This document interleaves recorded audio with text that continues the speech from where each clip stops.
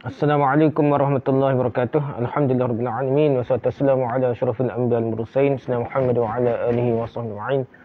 Rabbi shrah li sadri wa yassir li amri wa hlul 'uqdatam min lisani yafqahu qawli, amma ba'du. Kita sama balik kitab kita ni, koleksi hadis hukum jilid kedua lah. Siri ke-38 kita sambung daripada jilid 1. Koleksi hadis hukum jilid kedua oleh Kiai Tengku Muhammad Hasbi As-Siddiqi. Jadi kita sambung bab yang bab pembahasan kedua, solat fardu dan hukum-hukumnya. Dalam jilid kedua ni, dia bab yang pertama, mendirikan solat dan hukumnya. Mendirikan solat dan hukumnya. Ia ada 7 masalah, ada 28 hadis. Ada 7 masalah, ada 28 hadis. Okey, masalah ke 147 ha. Masalah ke 147. Solat 5 waktu dan permulaan diperintahkan mengerjakan solat 5 waktunya. Hadis ke-280 an Abdullah bin Umar radhiyallahu anhu qala Rasulullah sallallahu alaihi wasallam bunyal Islam ala khamsin syahadati an la ilaha illallah wa anna Muhammadar Rasulullah wa iqamis salah wa ita'iz zakah wa hajjil baiti wa shaumi ramadan, muttafaqun alaih. Hadis ke-280 dari Ibnu Umar radhiyallahu anhu berkata, Rasulullah sallallahu alaihi wasallam bersabda, Islam didirikan atas 5 sendi. 5 sendi lah. 5 rukun, 5 tiangnya. Mengaku bahawa tidak ada Tuhan melainkan Allah dan mengaku bahawa Muhammad Rasulullah. Mengucaplah nak. Mendirikan solat. Yang kedua dah. Mengeluarkan zakat. Yang ketiga dah. Mengunjungi Baitullah. Yang keempat. Berpuasa di bulan Ramadan. Yang kelima. Hadis Bukhari dan Muslim. Mengucap 2 kalimah syahadah. Solat. Zakat. Haji Baitullah. Puasa dah. Hadis boleh rujuk Muntaqad 1/186. Hadis ke-281 an Anas bin Malik radhiyallahu anhu qala furidat 'ala an-nabi sallallahu alaihi wasallam as-salawatu lailata usriya bihi 50 thumma nuqisat hatta ju'ilat 5 thumma nudiya ya Muhammad innahu la yubaddalu al-qawlu ladayya wa inna laka bi hadhihi al-khamsi 50. Rawahu Ahmad wa Nasa'i wa Tirmizi. Hadis ke-281, hadis ke-281 dari Anas bin Malik radhiyallahu anhu berkata, telah difardukan atas Nabi sallallahu alaihi wasallam 50 kali di malam Nabi sallallahu alaihi wasallam berisra. Naik ke langit lah. Pergi ke Sidratul pergi ke Isra lah. Mi'raj tu naik atas. Kemudian dikurangi menjadi 5 saja dah. Isra Mi'raj hanya masa Isra saja pun dah. Sedang itu Allah berfirman, wahai Muhammad, tak dapat ditukar-tukarkan lagi apa yang telah menjadi ketetapan di sisiku dah. 5 kali solat dah. Dan engkau memperolehi dengan solat yang 5 ini sama dengan pahala solat 50 kali. 5 kali solat macam 50 kali solat. Okey. Okey, lepas tu hadis Ahmad An-Nasa'i At-Tirmizi. Rujuk Al-Muntaqad 1/186. Jadi tu kitab Ahmad, An-Nasa'i dan At-Tirmizi. Okey, hadis ke-282 nah. An Aisyah radhiyallahu anha qalat furidatis salah raka'ataini thumma hajara an-nabi sallallahu alaihi wasallam fa furidat arba'an wa turikat salatul safari 'ala al-awwal. Rawahu Ahmad wal Bukhari. Hadis ke-282 dari Aisyah radhiyallahu anha berkata, salat Zuhur, salat Asar, Isyak itu difardukan 2 rakaat. Maknanya bukan 4 rakaat macam sekarang ni. Sudah Nabi sallallahu alaihi wasallam berhijrah ke Madinah, barulah difardukan 4 rakaat nah. Boleh jadi Zuhur, Asar dan Isyak ni 4 rakaat. Dan ditetapkan salat itu dalam safar perjalanan sebagaimana asal-asal lah semula yang awal tu iaitu 2 rakaat. Safar saja serupa dengan sebelum ke Madinah. Di Mekah tu 2 rakaat. Hadis Ahmad dan Bukhari. Okey, hadis ke-283 an Talhah ibn Abdullah radhiyallahu anhu qala inna a'rabiyyan jaa'a ila Rasulillah sallallahu alaihi wasallam sa'ir ar-ra'si faqala ya Rasulullah akhbirni ma faradallahu alayya min as-salawat. Faqala as-salawatul khamsu illa an tatawwa'a shay'an. Faqala akhbirni ma faradallahu alayya min as-siyam. Faqala shahru ramadana illa an tatawwa'a shay'an. فقال أخبرني ماذا فرض الله علي من الزكاة قال فأخبره رسول الله صلى الله عليه وسلم بشرائع الإسلام كلها فقال والذي أكرمك لا أتطوع شيئا ولا أنقص مما فرض الله علي شيئا فقال رسول الله صلى الله عليه وسلم أفلح إن صدق أو دخل الجنة إن صدق متفق عليه. Hadis ke-283 dari Talhah bin Ubaidillah radhiyallahu anhu menerangkan bahawasanya seseorang Arab Badui datang kepada Rasulullah SAW dalam keadaan rambut kusuk masai lah. Kusuk rambut dia lah. Lalu berkata, "Ya Rasulullah, terangkanlah kepadaku solat yang difardukan oleh Allah ke atasku." Nabi SAW menjawab, "Itulah solat fardu yang 5.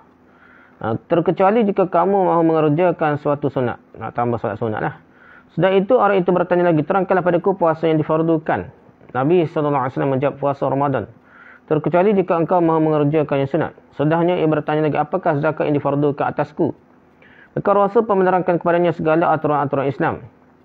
Sesudah Nabi menerangkan semuanya itu, penanya pun berkata, "Demi Allah yang telah memuliakanmu. Itu memuliakanmu, ya Rasulullah. Aku tidak akan berbuat suatu solat sunat dan tidak akan mengurangkan sesuatu yang difardukan." Maka Nabi berkata, "Orang ini perolehi kemenangan jika benar ucapannya. Atau orang ini masuk ke syurga jika ia memenuhi ucapannya." Hadis Bukhari dan Muslim. Sekadar salat fardu, puasa fardu, zakat fardu gitulah. Okey, poin perbahasan pertama. Hadis ke-280 yang menyatakan bahawa Islam dibangunkan atau didirikan atas 5 sendi, iaitu syahadataini, solat, zakat, siyam, puasa dan haji. Hadis ke-281 pula menurut At-Tirmizi hadis ini sahih. Dalam Al-Bukhari dan Muslim terdapat yang semakna dengan ini dari jalan yang lain. Hadis ini menyatakan bahawa solat difardukan atas tiap-tiap mukallaf. Orang yang dibebankan hukum syariat ni, lepas balik apa yang harus tetap dilakukan setiap hari ialah solat fardu yang 5 waktu dah. Difardukannya pada malam Isra' Mi'raj itulah Nabi SAW. Hadis ke-282, Ahmad meriwayatkan hadis ini dengan memakai tambahan melainkan maghrib. Maghrib itu sejak mulanya difardukan 3 rakaat. Hadis ini menyatakan bahawa solat 5 hukumnya fardu dan menyatakan pula bahawa solat zuhur, asar dan isyak difardukan 4 rakaat dalam hadar di kampung dan difardukan 2 rakaat dalam safar dalam perjalanan. Okay, hadis ke-283 menyatakan bahawa solat yang difardukan 5 sajalah, 5 waktu sajalah. Dalam sehari semalam, tak termasuk iti apalah. Bahawa puasa yang difardukan puasa Ramadan sajalah. Dan bahawa sedekah yang difardukan hanyalah zakat saja. Okay, menurut dugaan kebanyakan ahli hadis, orang Arab Badui yang menanyakan hal ini kepada Nabi, seorang dari Najd yang bernama Dumamah ibnu Sa'labah al-Asadi.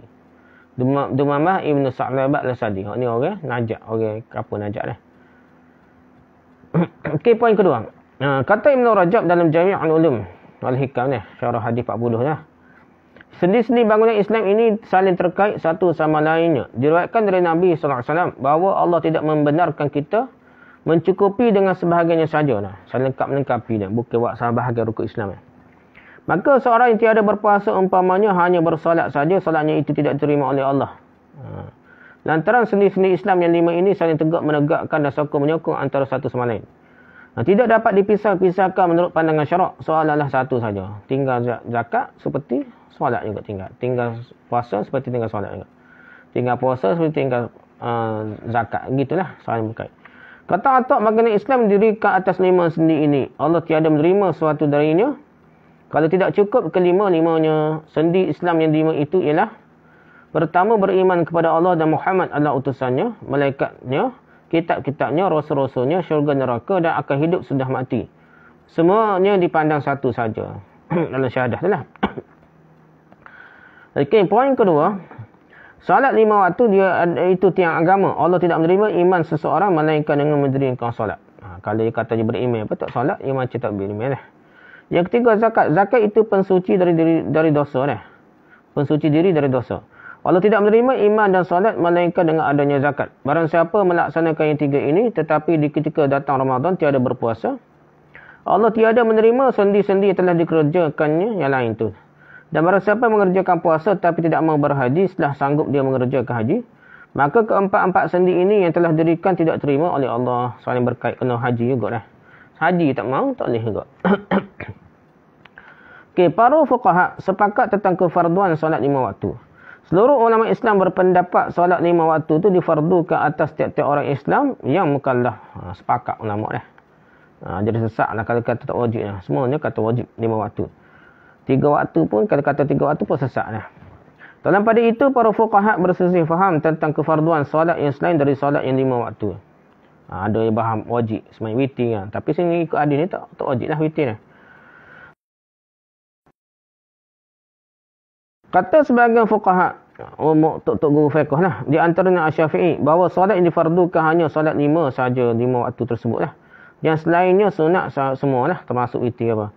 Kata sebahagian fuqaha yang lain, bahawa selain dari solat yang 5, ada juga solat yang difardukan lain. Yang difardukan juga. Ada juga solat fardu lain selain daripada 5 waktu ni. Kata Abu Hanifah, solat itu wajib hukumnya. Kata sebahagian muhaqqiqin, selain dari solat 5 waktu, difardukan juga solat hari raya. Demikianlah pendapat Ibn Taymiyah dalam Ikhtiyar yang kata fardu juga. Nah, solat hari raya lah. Abu Hanifah dipanggil sembahyang 5 waktu ni fardu. Sembahyang witir tu dipanggil wajib. Dan saya sembahyang sunat kapit fardu ataupun kata rawatib ni ada yang kata wajib lah. Gitulah perbahasannya. Okey, perbahasan yang ketiga, apabila Islam kita mentamsilkan, kita misalkan, kita bandingkan dengan sebuah bangunan rumah yang sempurna, maka sendi-sendi yang 5 itu merupakan sendi-sendi yang terpokok, yang paling utama lah, yang menjadi dasar dan asas kepada agama lah, kepada rumah lah. Dan tidak kita pandang rumah Islam itu sempurna tanpa salah satu asasnya. Pada satu tirai tak ada lah, macam tak ada bukan rumah lah. Ibn Mas'ud radhiyallahu pernah berkata, barang siapa tidak mengeluarkan zakat, tiada dah diterima solatnya. Tegasnya solat yang tiada mendorong para pelakunya untuk berzakat, semayang tapi tak mau bayar zakat lah. Dipandang sebagai tak ada. Solat tu macam tak semayang lah, macam dia tidak solat walaupun dia solat lah. Sebabnya kalau dia solat, dia akan mendorong dia bayar zakat sepatutnya lah. Tuntunan Islam yang selain dari yang 5 ini dipandang penyempurnaan bagi suatu bangunan Islam. Okay, menolak kefarduan segala solat yang lain dari solat 5 dengan mendasarkan penolakan pada lahir hadis yang tersebut di atas ini.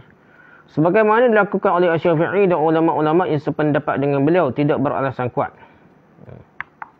Ada orang tolaklah pendapat Asy-Syafi'i 5 waktu saja yang fardu wajib lah. Hal ini kerana pertama, penegasan Nabi kepada Arab Badui yang bertanya kepadanya tentang solat-solat yang difardukan adalah di permulaan Islam. Ini hujah dia. Hadis Arabi itu hadis awal-awal Islam.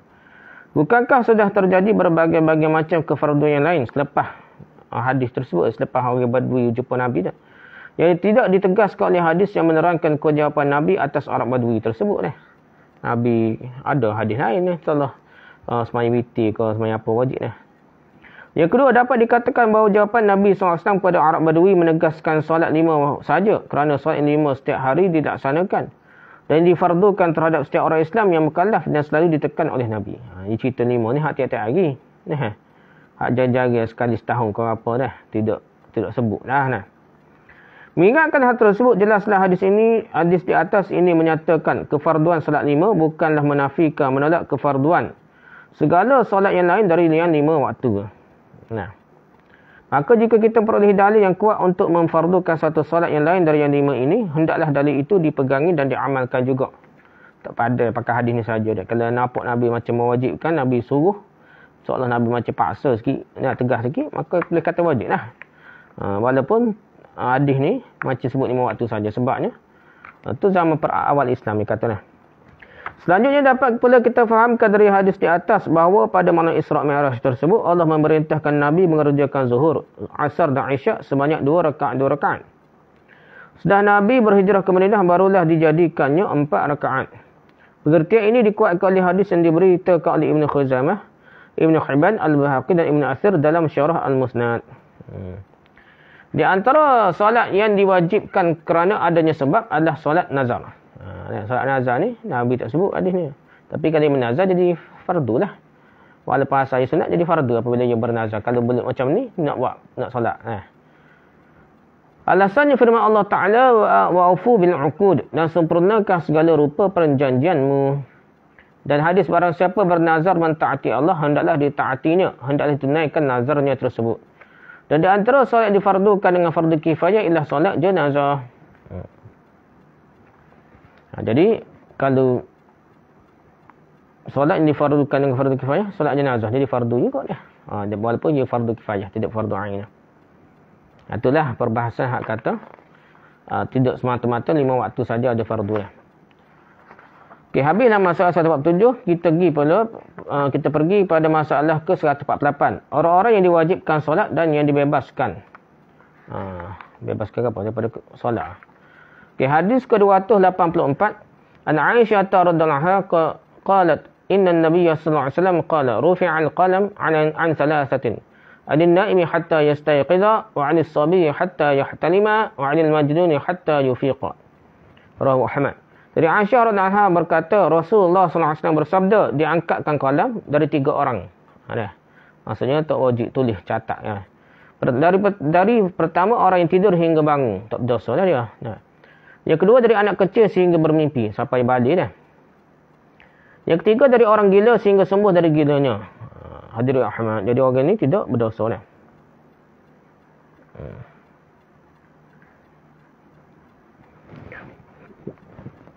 Hadis ke-245.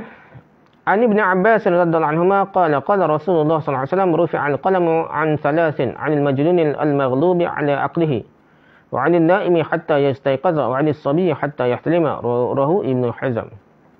Dari Abdullah bin Abbas radhiyallahu anhu berkata Rasulullah sallallahu alaihi wasallam bersabda diangkatkan kalam dari 3 orang, dari orang gila yang terperkosa akalnya dah. Al-maghlubi 'ala aqlihi dah. Maghlub terperkosa, maksudnya gila lah, orang gila dah. Jadi orang gila yang akal dia rosak masa tu. Dari orang tidur sehingga bangun dari tidurnya. Dan dari anak kecil sehingga bermimpi. Jadi orang ni dia angkat kalam, maksud tidak diwajibkan, tidak kena hukum syarak lah. Tidak dibebankan hukum syarak. Okey, poin pertama, perbahasan pertama. Hadis ke-284 menurut At-Tirmizi hadis ini hasan, dan menurut pendidikan An-Nawawi hadis ini sahih. Hadis kata tiga kata lah. Diriwayatkan oleh dari 2 orang sahabat, Aisyah dan Ali. Hadis ke-245 pula sanadnya baik dari Abdullah bin Abbas radhiyallahu anhu. Mari sini sebagai penyokong lah hadis pertama, hampir sama susunan yang lain lah. Okay, kedua hadis ini menyatakan bahawa hukum-hukum syariat tidak diletakkan atas bahu orang-orang yang belum sampai umur, belum balik lah, dan atas orang yang tidak berakal. Hukum-hukum syariat baik berupa fardu maupun sunat hanya diletakkan atas pundak orang yang telah sampai umur dan berakal saja. Baik lelaki maupun perempuan. Orang tidur disamakan dengan orang gila. Yakni sama-sama tidak berakal. Okey, poin kedua. Segenap mujtahidin dari serata mazhab berpendapat bahawasanya solat tidak difardukan atas orang yang belum sampai umur, atas orang gila dan atas orang tidur. Tak wajib lah. Kalau tidur betul-betul tidur, tak wajib masa tu, bangun tu baru wajib lah. Akan tetapi mereka bersih faham tentang solat orang yang pengsan. Macam mana orang pengsan? Kata Ammar bin Yasir, Mujahid, Atta, Ibrahim, Hamad Ibn Abi Sulaiman dan Qatadah. Orang yang pengsan mengqadakan solatnya. Kalau pengsan, dia kena qada solat. Itulah. Kata Abu Hanifah, ia diqadakan solat zuhur dan asarnya jika isdar dari pengsannya ketika terbenam matahari. Maghrib kena qada solat zuhur dan asar. Sebelum tu tak wajib. Kata Abu Hanifah, ia qadakan solat jika tinggalkan hanya 5 solat saja. Yakni jika pengsan selama sehari semalam saja. Jika lebih dari itu tidak lagi diqadakannya. Ni ada perbahasan lah untuk wajib qada ni nak. Bukit Ibn Taymiyah saja kita tengok tak ada. Seolah-olah sokong lah orang yang lama dah tak solat zaman muda tiba-tiba nak taubat lah. Adakah dia perlu qada semua zaman muda dia? Ada perbahasan macam ni lah. Kata Malik dan Syafi'i tidak diqadakan solat yang tinggalkan kerana pengsan, kecuali jika dia sedar sebelum keluar waktu. Maka hendaklah dia laksanakan solat waktu tersebut. Dah. Jadi dia tinggal zuhur, dia pengsan sebelum zuhur. Bukan dia tidur, dia pengsan. Mengikut mazhab Syafi'i, tidur kena qada dah. Tapi kalau dia pengsan, dia mabuk pengsan tu, tiba-tiba dia tak sedar, sampai ke asar dah, pengsan. Masa dia pengsan tu, zuhur dia tak wajib lah, gitu lah. Tapi kalau dia sedar dalam waktu zuhur juga, kopak. Asar kopak 20 contohnya lah. Jadi dia tak sempat solat pun kena qada lah. Dia kena solat lah. Kalau dia sempat sedar diri dia daripada pengsan. Okey, kata Ahmad, orang yang pengsan mengqadakan solat yang ditinggalkan selama pengsannya dah. Jadi Imam Ahmad kata nak qada pengsan. Okey, kata Ibn Hazm, tak ada solat atas orang gila, orang yang pengsan, orang yang sedang berhaid, orang yang sedang bernifas, terkecuali orang gila. Orang pengsan yang sudah sembuh sedar dari gilanya. Atau pengsannya sebelum keluar waktunya. Demikian juga orang yang berhaid dan orang bernifas yang mendapat suci sebelum habis waktu. Dia kata serupa dengan orang haid, nifas lah. Gila ke pengsan dia sedar masa tu, selagi tak habis waktu dia kena qada lah, kata lepas tu dia sedar lepas tu dah. Okey, poin ketiga, tentang hal gugurnya solat dari anak kecil tidak ada perselisihan di antara para mujtahidin menurut pentahqiqan lah, kajian mendalam ni, ya tahqiq lah. Orang pengsan disamakan hukumnya dengan orang gila. Jadi orang kecil tak ada masalah, tak ada khilaf lah. Semua budak kecil ni, semua ulama kata tak wajib solat. Perbahasan ni orang gila lah. Orang pengsan disamakan hukumnya dengan orang gila kerana kedua-duanya sama, tiada berakal. Jadi orang pengsan pun tak ada akal, orang gila pun tak ada akal lah. Dan tidak memahami khitab, tidak memahami arahan-arahan. Di waktu gila dan pengsan tidak sedarnya itu, dia tak faham apa pun. Oleh kerana itu, mereka tidak dibebankan kewajipan solat. Jadi timbul istilah pengsan ni, perbahasannya qiyas dengan gila dah. Pengsan ni disamakan dengan gila mengikut ulama dah. Namanya ramal lah. Sebagaimana orang yang dalam keadaan sedarnya sedang berakal lah. Jadi orang gila tidak dibebankan syariat sebagaimana orang yang sedar lah. Terlepaslah mereka dari mengerjakan solat di bukan waktunya. Tuhan tidak memerintahkan mereka mengerjakan solat di bukan waktunya. Jadi dalam keadaan gila tu bukan waktu dia lah. Dia tak sedar lah. Solat itu digugurkan juga dari orang yang sakit yang tak sanggup berisyarat solat lagi dah. Dia solat-solat beri isyarat mata pun tak boleh. Gerak mulut pun tak boleh dah. Digugurkan solat dari orang yang sakit demikian kerana tidak masuk akal bahawa tugas agama dihadapkan juga ke atas orang yang sedemikian halnya. Nak gerak pun tak boleh mata dah. Demikian juga halnya orang yang tertidur dan yang mabuk sepanjang waktu. Sekiranya tidak diperolehi dalil yang mensahkan wajib atas mereka mengerjakan solat dikala bangunnya dan dikala sembuh dari mabuknya, dalam masalah-masalah ini diperolehi ijma' yang sah. Jadi orang tidur ni ada dalil dah. Orang mabuk dah. Jadi orang mabuk ni, habis waktu mabuk tu, dia kira tak wajib dah. Mabuk yang bukan sengaja lah. Bukan cuai dia dah. Dia hilang akal jadi macam gila nak.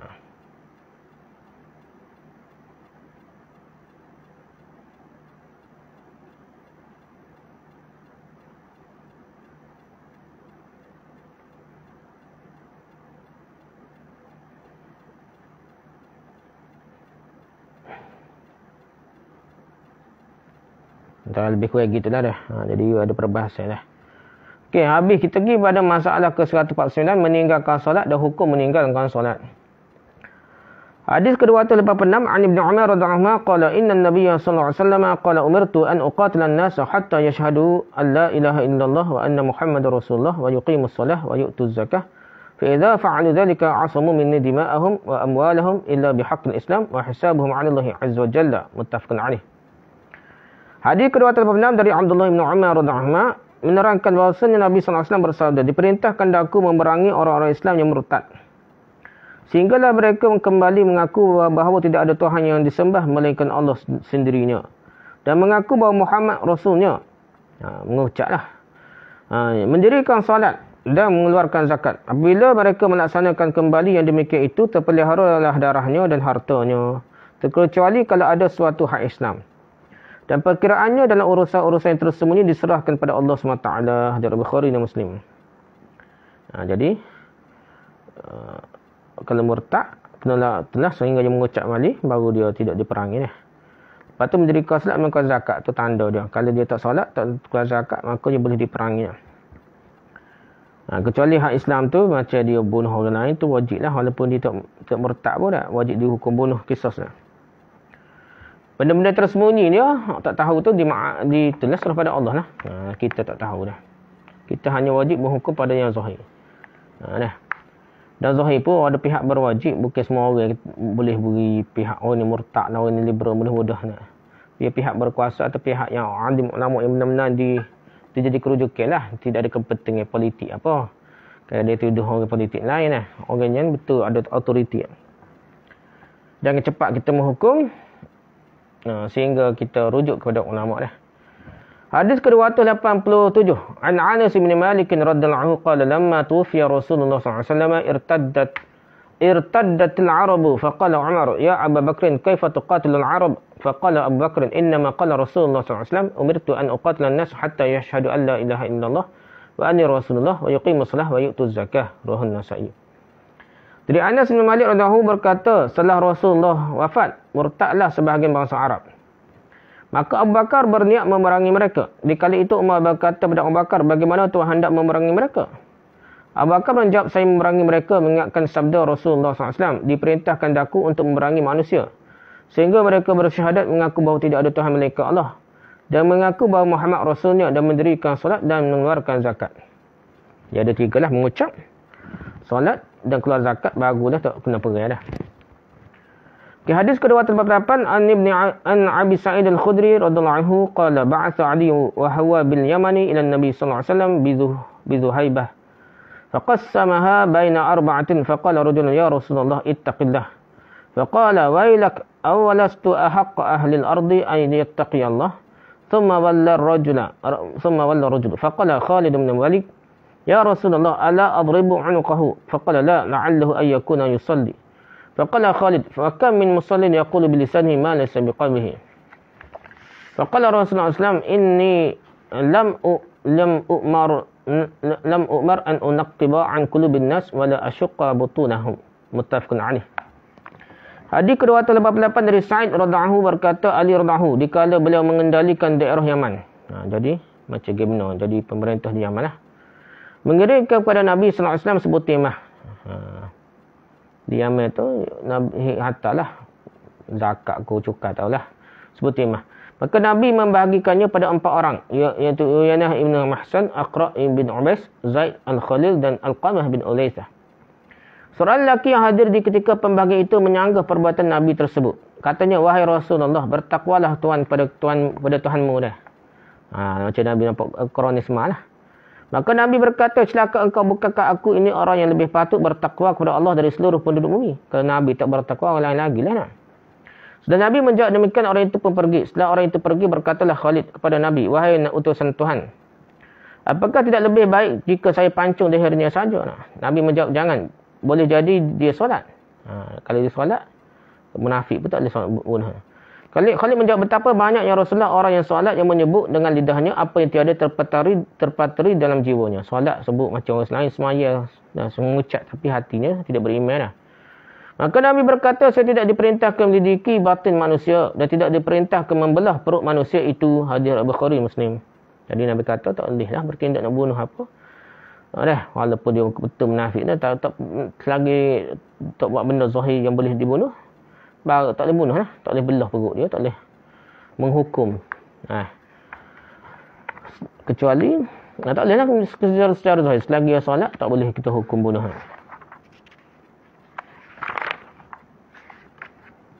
Okay, hadis kedua 89 Ali bin Mas'ud radhiyallahu qala qala Rasulullah sallallahu alaihi wasallam la yajillu damu mar'in muslim yashhadu an la ilaha illallah wa anni rasulullah illa bi ihda thalathin as-sayyibu az-zani wan nafsu bin nafsi wat tariku li dinihi al-mukhariqu lil jamaah. Muttafaqun alaih. Dari Ibnu Mas'ud radhiyallahu dia berkata, Rasulullah sallallahu alaihi wasallam bersabda, tiada halal ditumpahkan darah seseorang muslim yang mengaku bahawa tidak ada Tuhan melainkan Allah dan bahawa aku utusannya, mengucapnya. Semoga sebelum dia mengerjakan salah satu dari sebab-sebab ini, berzina padahal dia beristeri atau bersuami, membunuh orang, meninggalkan agama dan menentang jamaah, pemberontak. Jadi dia ada apa? Selagi mengucap, dia tidak boleh dihukum bunuh kecuali berzina yang telah berkahwin, muhsan, ataupun dia bunuh orang, boleh hukum balah, meninggalkan agama, murtad. Dia kata meninggalkan agama dan menentang jemaah ni, dia kata kerana sekadar murtad saja tidak, kecuali dia menentang memberontak juga. Dalam murtad memberontak barulah dihukum bunuh. Ada ulama faham macam itulah. Terutama Dr. Yusuf Qadarullah ada perbincangan. Rujuk Miftahul Khatabah muka surat 219. Okey, hadis ke-290 an Abi Hurairah radhiyallahu qala qala Rasulullah sallallahu alaihi wasallam umirtu an uqatila an-nas hatta yaqulu la ilaha illallah. Faman qala la ilaha illallah asama minni ma lahu wa nafsuhu illa bihaqqihi wa hisabuhu 'ala Allah. Rawahu Muslim. Hadis ke-290 dari Abu Hurairah radhiyallahu berkata, Rasulullah sallallahu alaihi wasallam bersabda, diperintahkan daku memerangi manusia sehinggalah mereka mengucapkan la ilaha illallah. Barang siapa yang telah mengucapkannya, terpeliharalah daripadaku hartanya dan jiwanya, terkecuali jika ada satu sebab hak yang membolehkan kita membunuhnya. Hisabnya diserahkan kepada Allah SWT. Ya, hadirin muslim. Sahih Muslim jilid 1 muka 25. Okey, poin pertama. Hadis ke-246 juga diriwayatkan oleh Malik, Abu Daud, At-Tirmizi, Ibnu Khuzaimah, At-Tabrani dan Al-Bazzar dari jalan yang lain. Hadis ini menyatakan bahawa orang yang mencederakan salah satu dari sendi Islam yang 3, syahadah, mengucaplah, solat dan zakat, halal darahnya dan hartanya jika tidak bertaubat. Taubatnya tiada cukup dengan kembali bersyahadat saja. Tak pada kena solat dan zakat ke apalah. Nah. Dalam riwayat yang disampaikan Ahmad terdapat perkataan dan beriman akan daku dan akan segala yang aku datangkan. Hal ini memberikan pengertian bahawa barulah cukup taubatnya apabila dia kembali membenarkan segala yang didatangkan dari Nabi SAW. Alhamdulillah. Jadi kalau dia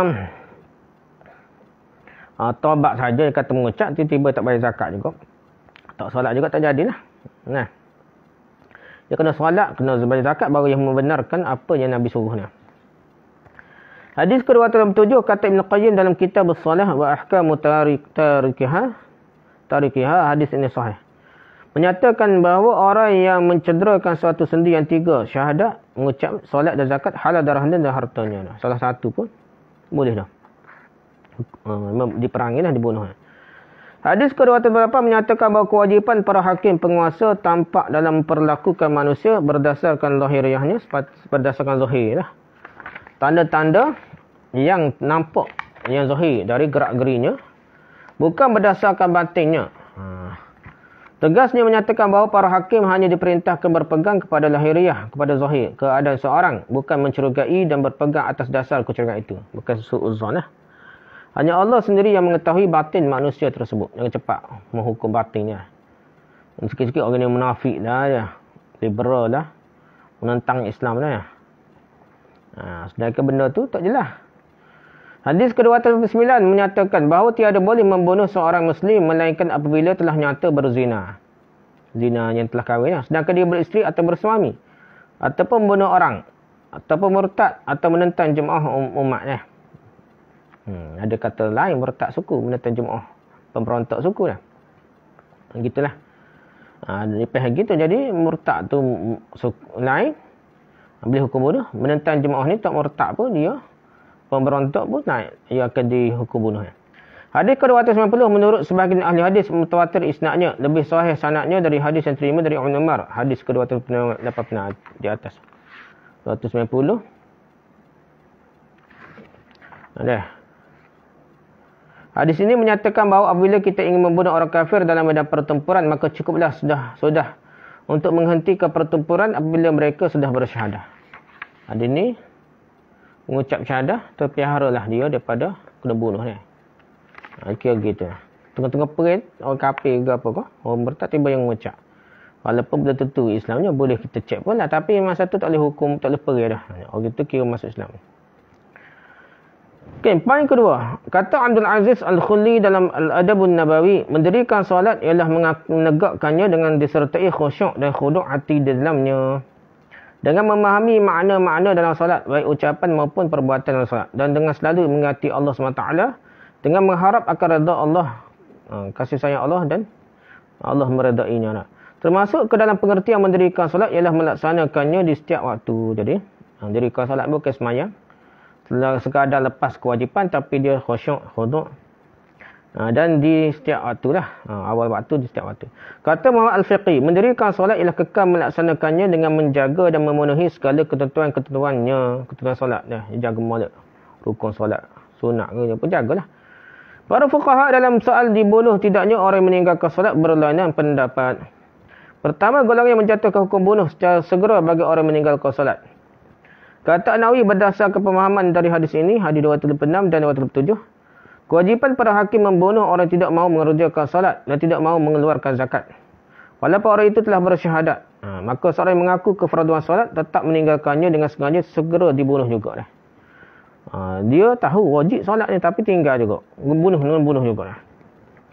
Jumhur ulama di antaranya Malik, Syafi'i dan Ahmad berpendapat sedemikian. Majoriti ulama kata kalau dia suruh salat pun tak salat, Walaupun dia kata wajib kau solat ni, wajib solat.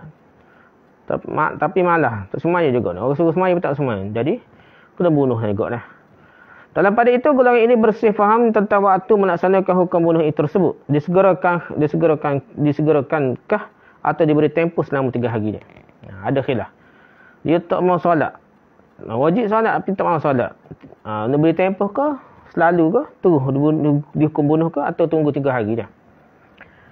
Jumhur ulama, majoriti ulama berpelainan pendirian tentang kadar solat yang ditinggalkan yang diakibatkan dihukum bunuh. 1 solat ke, 2 solat ke atau 4 solat. Baru boleh dihukum bunuh. Kata An-Nawawi, pendapat yang benar ialah yang menjatuhkan hukum bunuh dengan sengaja meninggalkan 1 solat sehingga habis waktunya. 1 solat pun, solat tak mau juga, boleh hukum bunuh. Solat zuhur, tiba waktu solat. Dia jaga dah, tiba waktu zuhur, suruh solat. Tiba-tiba siapa asal pun tak mau solat dah. Bertanya, wajib kau solat? Wajib. Malah hafiat. Kena bunuh juga 1 solat dah, kata An-Nawawi. An-Nawawi pula kata pula pendapat sahabat-sahabat kami yang ulama Syafi'iyah berbeza-beza dalam soal diterima tidaknya taubat orang yang zindik, iaitu orang yang mengingkari agama, hukum-hukum agamanya. Terima taubat ke tidak? Ingkar kewajipan tutup aurat, ingkar kewajipan solat, kewajipan zakat ni. Maka hukum bunuh saja. Terima kata taubatnya ni ataupun terus bunuh ni. Ada pertama dah, ada yang mengatakan terima taubatnya. Yang kedua, ada yang mengatakan tidak terima, wajib terus dibunuh sebagaimana seorang murtad. Jika taubatnya benar, sekalipun dia memperoleh keuntungan di akhirat saja. Ini kedua dah. Sebab dia ni merosakkan agama dah. Yang ketiga, jika baru sekali itu terjadi keingkarannya, diterima taubatnya. Jika sudah 2 kali yang berulang kali, tidak lagi terima taubatnya. Kata dia Nabi palsu ke Nabi baru, suruh taubat. Lepas tu dia kata taubat. Tiba-tiba dia boleh balik. 2 kali buat tu, tak boleh terima taubat, tu hukum bunuh. Yang keempat, jika dia menyerahkan diri dengan kerelaan hatinya, terima taubatnya. Jika dia bertaubat, sudah dijatuhkan hukuman bunuh, tidak lagi terima dah. Kalau dia terima suruh hukum bunuh ni, dah, taubat terima dah. Tapi dia tangkap baru dah, dikira hukum bunuh. Yang kelima dah, jika si zindik itu mengajak orang lain kepada kesesatannya, tidaklah terima taubatnya. Jika tidak, dia menganjur kesesatannya kepada orang lain, diterima taubatnya. Jika dia tidak ajak. Ajar orang lain, tidak ajar orang murtad, tidak ajar orang ajar sesat, ajar ping ke apa. Jadi, kalau dia kata taubat, terima. Tapi dia ni bapuk kepala lah. Duk ajar orang suruh ikut Nabi palsu lah. Ajaran Ahmadi ke, ajaran baru ni lah. Imam Mahdi di Jordan dan macam-macam dah. Jadi, dia, kalau dia tukang ajak lah, pendakwah tegar, dia tak terima taubat dia secara umum lah, ni pendapat lah. Jadi pendapat tersebut di atas yang benar ialah pendapat yang pertama kerana mengatakan pada banyaknya hadis yang menegaskan demikian. Jadi kalau taubat diterima dah. Kalau tak taubat pun tak terima dah.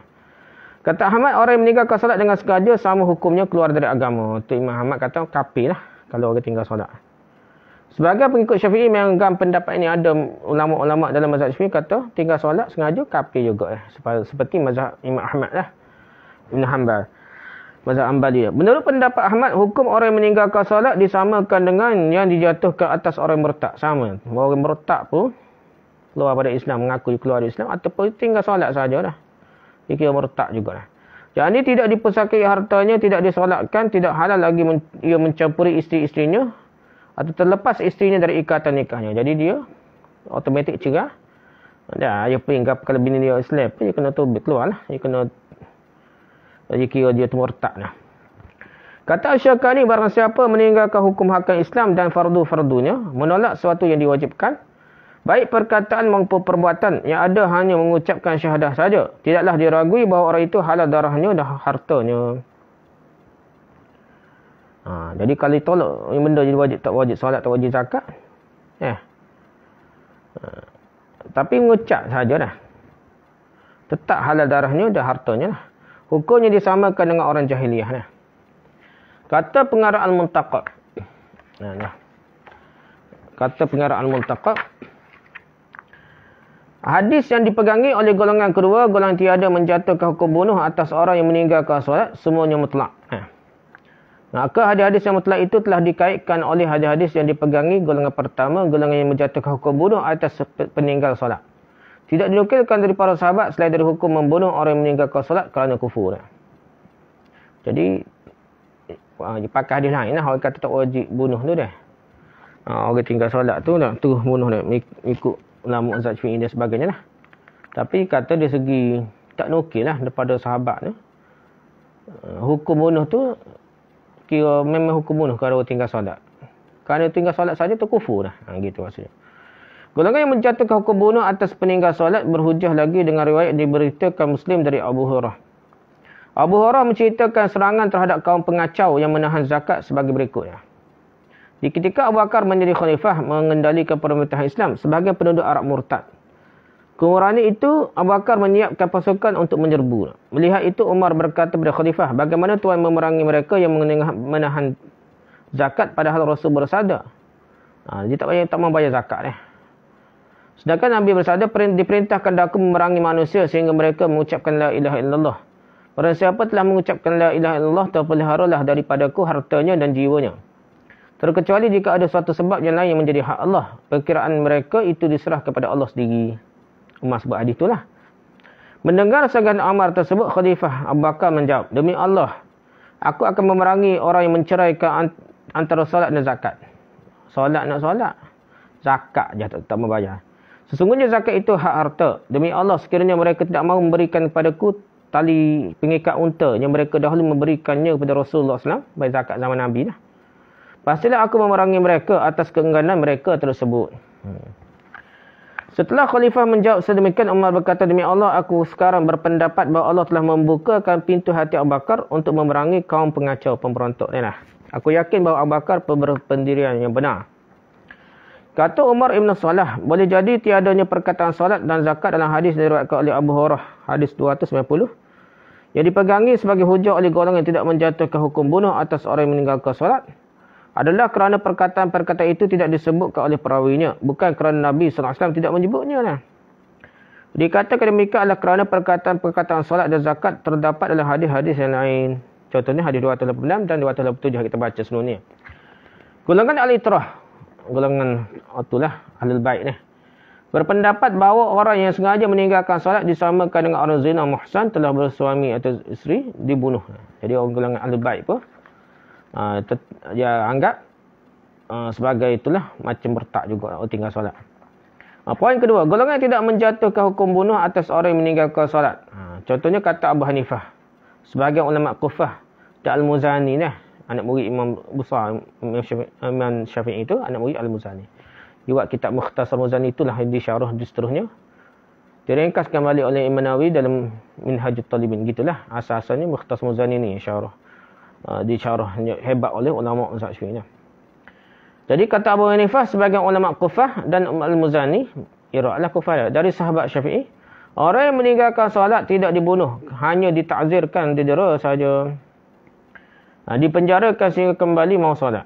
Ini kata Abu Hanifah lah, dan orang pendapat dengannya lah.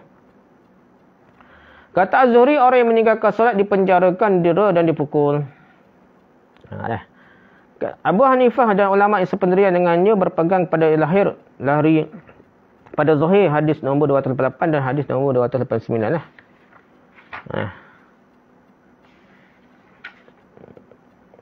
Iaitu sebut pasal mengucap saja lah. Nabi tak boleh hukum bunuh. Dia tak sebut lah. Orang tinggal solat lah. Berzina, muhsan, bunuh orang, tinggal agak murtad, menentang jemaah. Tak ada sebut pasal tinggal solat. Itulah hujah Abu Hanifah dah. Kata Syed Rashid Ridha dalam Al-Manar, hadis-hadis yang tersebut ini telah diriwayatkan dengan matan yang bermacam-macam, isi kandungan hadis yang berbeza-beza. Ada yang meringkaskan atas syahadah itu saja, seperti hadis yang diterima dari Abu Hurairah, hadis 290. Dan antara itu, sebagai ulama berpendapat bahawa orang yang meninggalkan solat dan menahan zakat dihukumkan maksiat, tidak dihukum keluar dari Islam. Kata yang lain dalam hadis Ibn Umar dan Anas terdapat tambahan, yang ini tidak mencukupi dengan bersyahadat saja. Tambahan itu diriwayatkan oleh orang yang kepercayaan, wajib kita terima jugalah. Ziyadat thiqat maqbulah. Di tambahan daripada perawi-perawi yang thiqah, kita terimalah. Ini kena kuat sungguh dah.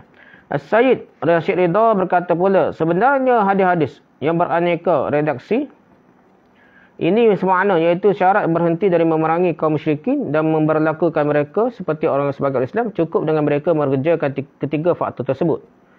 Untuk menghentikan peperangan, pembunuhan dalam medan pertempuran, cukup mereka mengucapkan 2 kali syahadah.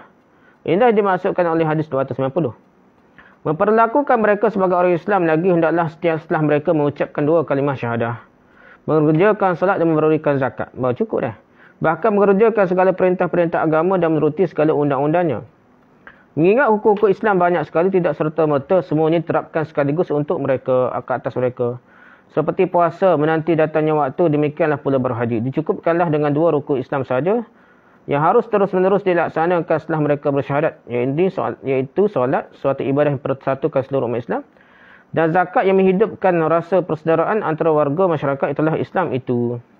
Tadi mengucap solat dan zakat lah, kena waktu dulu lah. Okey, perbahasan ketiga. Setelah masalah ini tinjau dari berbagai-bagai jurusan, pentahkikannya adalah sebagaimana berikutlah. Tahqiqnya. Hadis Ibn Umar tidak memberikan pengertian bahawa seorang Muslim apabila meninggalkan solat kerana malasnya atau kerana dilalaikan oleh kerjanya, telah murtad, telah keluar dari Islam. Dan tidak pula memberikan pengertian bahawa orang tersebut harus dihukum bunuh sebagai seorang pembunuh. Hadis Ibn Umar ini memang menyatakan syarat kepada kita memperlakukan orang musyrikin yang menyerang kita atau yang kita serang sebagai kita memperlakukan umat Islam sendirinya. Maksud dari kita memperlakukan mereka, kaum musyrikin yang memusuhi kita, sebagai kita memperlakukan umat Islam, ialah sudah mereka mengerjakan 3 sendi Islam yang terpokok dan langsung dapat dikerjakan, yakni bersyahadat, bersolat dan berzakat jika mereka berharta. Jadi maksudnya orang kafir lah ni. Selagi tak bersyahadat, tak solat, tak zakat, tak terima, kita terima kerana itulah. Dapat juga difahamkan dari hadis Muhammad tersebut bahawa kaum pemberontak yang mengadakan kekacauan dan menentang pemerintah tidak diperangi lagi jika mereka kembali mengakui dan mengerjakan 3 sendi tersebut, dan kemudian mereka mentaati segala rupa undang-undang dan hukum agama. Istimewa jika diperhatikan bunyi hadis, aku diperintahkan memerangi. Memerangi lain artinya dari membunuh, menjatuhkan hukum bunuh. Jadi perang itu lain, jatuh hukum bunuh tu ikut undang-undang. Ni perang ni, perang tak kira dah lah. Jadi lain hadis tu cerita bab lain. Memerangi berarti sudah nyata permusuhannya dengan kita, baik dari kalangan sendiri umat Islam yang memberontak sebagaimana orang Arab yang diperangi oleh Abu Bakar, ataupun orang luar, orang kafir yang memusuhi kita. Itu baru perang dah. Orang yang telah masuk ke dalam pemerintahan kita kemudian menimbulkan perlawanan terhadap kita dan undang-undang yang sah, harus diperangi dah. Kena bunuh pun. Kesaja dah hanya memberontak. Memberontak menentang kerajaan. Kita berhenti memerangi mereka dan memperlakukan kembali seperti sedia kala jika mereka mengerjakan kembali ketiga-tiga sendi yang langsung dapat dilaksanakan. Itulah mengucap solat dan zakat.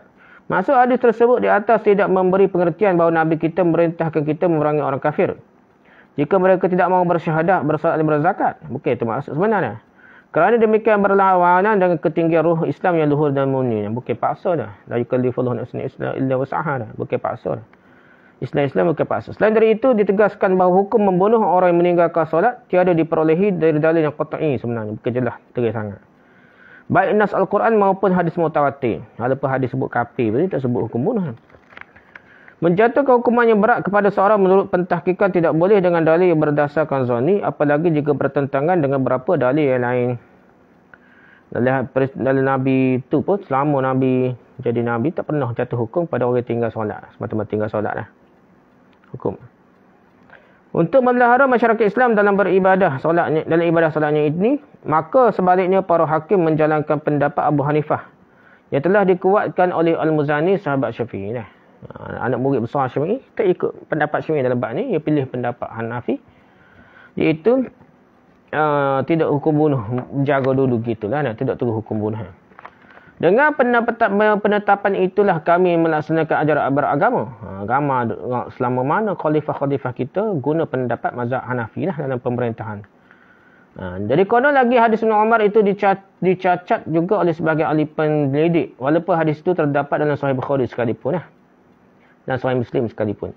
Para penyelidik merasa heran terdapatnya hadis ini dalam Dewan Pesanan Bukhari dan Muslim. Dalam Musnad Ahmad tidak terdapat hadis Ibn Umar ini. Ada dia, jangan kita rasa pelik. Ada ulama yang kritik Bukhari Muslim gitulah. Kita tak boleh kata dia anti hadis ke tak. Pasal ada benda-benda yang kadang-kadang hadis tu kan sepelik dah. Contohnya hadis pengumpulan Quran lah. Kumpul-kumpul Quran tak jumpa satu ayat. Dia tahu mana satu ayat tak cukup. Bertanya-tanya ada sorga dah. Pelik, tidak mutawatir lah. Tidak tawatur-tawarus. Jadi pelik tu lah. Bukanlah zaman Uthman baru dikumpulkan Quran lah. Ataupun zaman Bakar tu tak. Quran ni telah ada di zaman Nabi, mushaf Quran tu ada dah. Cuma susun tu lebih menarik, lebih mudah faham, ada baris ke apa, mungkin zaman Uthman gitulah. Wallahu a'lam, setakat itu sajalah perbincangan kita. Sebab ni panjang perbincangan. Wallahu a'lam. Subhanakallahumma hamdika, subhanakumdika, asyhadu an la ilaha illa anta, astaghfiruka